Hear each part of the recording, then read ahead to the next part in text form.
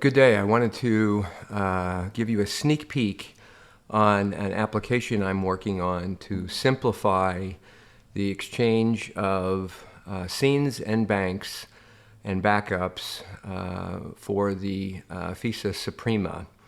And so I've written an application which I'm going to demonstrate here that will run. It runs currently on all versions of Mac, Intel, and Silicon Macs. I have a version for Windows, which I'm still working on, not quite ready. And I wanted to provide a little teaser so that you can see what's being done, and also provide the ability for you to comment on improvements or features that you would like to see included in this software application.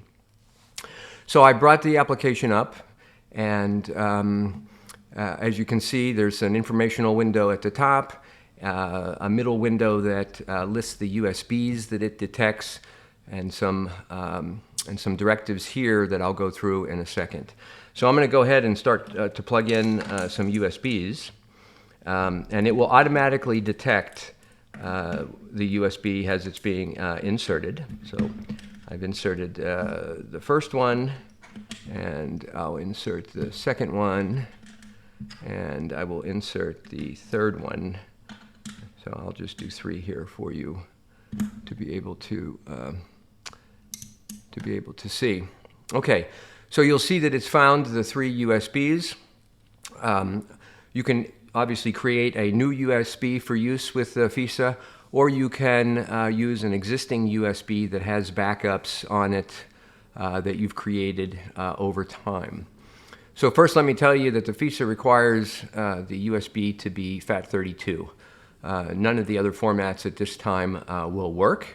And so, as you can see here, the first USB is FAT32, the second one is FAT32, and the third one is exFAT. This one obviously will not function or will not work. So for example, if you were to try to install Richard Knoll's sound libraries onto that particular drive, you would select it and you would say install, and here you're going to pick all of his scenes and all of his system settings, and it will tell you that, hey, the selected drive is not FAT32, it detected exFAT, so will not let you install it. What you can do is you can format these drives right here in this application. So it allows you to format drives up to 128 gigabytes in size for FAT32, and that will work on Windows and Mac. So as you know, there is a limitation on Windows where it natively only allows the formatting of FAT32 up to 32 gig. This program will allow the formatting up to 128 gig. So it's far more convenient and usable if you're a Windows user. So before we begin, let me just give you a little summary of some of the features. So first of all, up here in the File menu, we have Check for Updates. There will be constant updates available. I'll be improving this product weekly, if not daily. And so if you say Check for Updates, it will go out and it will look for any updates that exist. Oh, I just actually, there you go. And as you can see, there is a new version available, and so you obviously can download it. It will prompt you with the information on how to install it. So I'm not going to do this at this time. Under Utilities, I've created 2 features for right now. The first one is Clean Any USB. So as you know, there are artifacts that are associated with FAT32's inability to read some of the more modern file systems that are created, and this results in what are called fork files that begin with a ._ many times on a USB that can create confusion, especially on roll-ins, but generally speaking, I wanted to provide an easy way to just remove those files regardless of what instrument you're using it on. So if you were to select a USB, such as this one, and you would go up here and you would say clean the USB, it will remove all of those files from the USB. So you see that that's done. And so any USB that you have up to 128 gig that has any of those files on it, you'll be able to remove those files quickly and easily. The second feature up here in the main menu is an ability to display or print all the scenes and backup and banks with their names from a particular backup file. So here, for example, if I go and I look at this, I'll select this USB because I know I have backups on there. And if I go Utilities, Print, All Scenes and Names, this window displays all of the backups that it finds on that USB. So here's a backup, for example, here, and if I select it and say OK, you'll see that it lists each bank and each scene, scene A, scene B, with their descriptive name associated with it.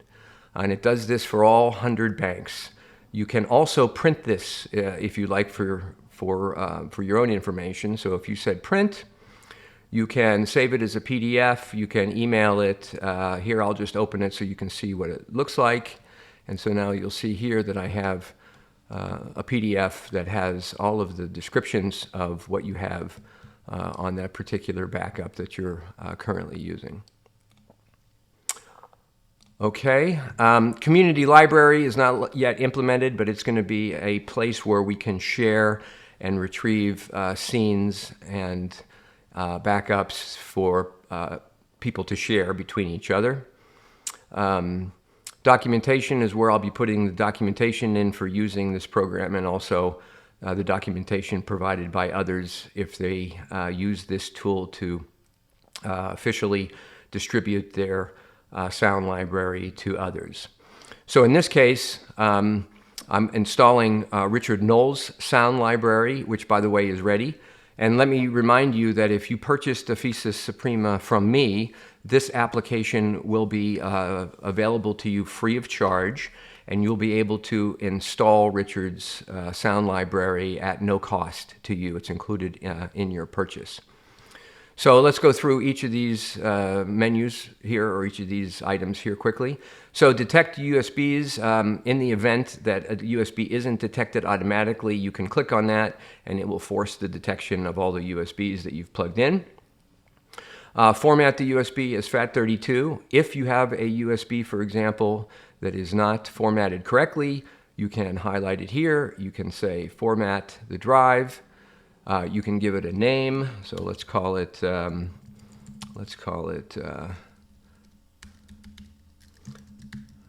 Greg V, and I can say OK, and it will go through a formatting process, as you can see there in the window. And when it's done, it will automatically detect the new drive's file system and list its file system type. So now you can see that it is properly formatted as a FAT32. And then if you want to install Richard Knoll's sound library, what you would do is you would just select the USB here in green like we've done. You would say install Richard Knoll's sound library, and then you have two choices.